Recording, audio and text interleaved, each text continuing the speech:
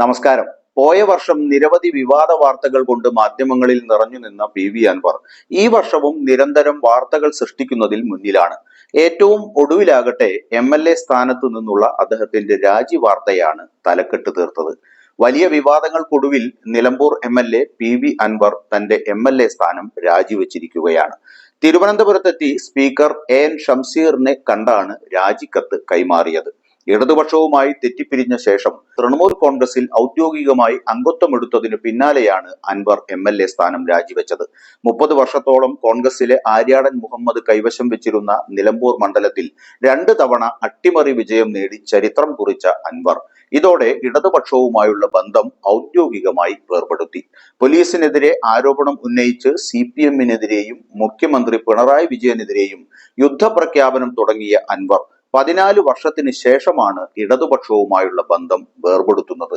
2011 നിയമസഭാ തിരഞ്ഞെടുപ്പിൽ ഏറനാട് മണ്ഡലത്തിലെ ഔദ്യോഗിക ഇടത് സ്ഥാനാർത്ഥിയെ 4ാം സ്ഥാനത്തേക്ക് തള്ളിയായിരുന്നു PV അൻവർ തന്റെ രാഷ്ട്രീയ എൻട്രി ശ്രദ്ധേയമാക്കിയത്. അന്ന് അൻവറിന്റെ ശക്തി തിരിച്ചറിഞ്ഞ ഇടതുപക്ഷം 2016 നിലമ്പൂർ പിടിച്ചെടുക്കാൻ അൻവറിനെ ചുമതലയേൽപ്പിക്കുകയായിരുന്നു. അത് ചരിത്രമാവുകയും ചെയ്തു. 2016 നിലമ്പൂർ പിടിച്ചെടുത്ത PV അൻവർ 2021 ഇത് ആവർത്തിച്ചതോടെ മണ്ഡലം അൻവറിന്റെ കുത്തകയായി മാറി.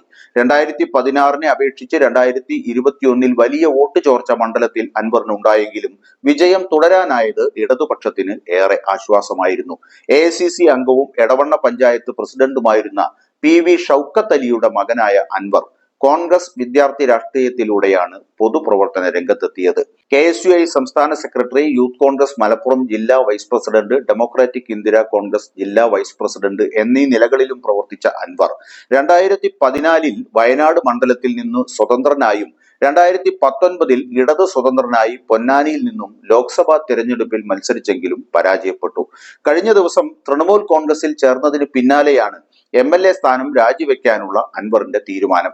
രാജിക്ക് മുമ്പ് തന്നെ അദ്ദേഹത്തിന്റെ കാറിൽ നിന്ന് MLA ബോർഡും നീക്കം ചെയ്തിരുന്നു. ഈ കാറിലാണ് അദ്ദേഹം സ്പീക്കറെ കാണാനെത്തിയത്.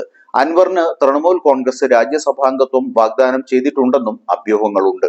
തൃണമൂൽ കോൺഗ്രസിന്റെ സംസ്ഥാന കോർഡിനേറ്ററായി ചുമതലയേറ്റ സ്ഥിതിക്ക് അൻവറിന് നിയമസഭാ അംഗത്വത്തിൽ തുടരാൻ നിയമപരമായി തടസ്സങ്ങളുണ്ടായിരുന്നു. രാജിവെച്ച് സ്വതന്ത്രമായി പ്രവർത്തിക്കണമെന്ന നിർദ്ദേശം തൃണമൂൽ നേതൃത്വം നൽകി എന്നും റിപ്പോർട്ടുകളുണ്ട്.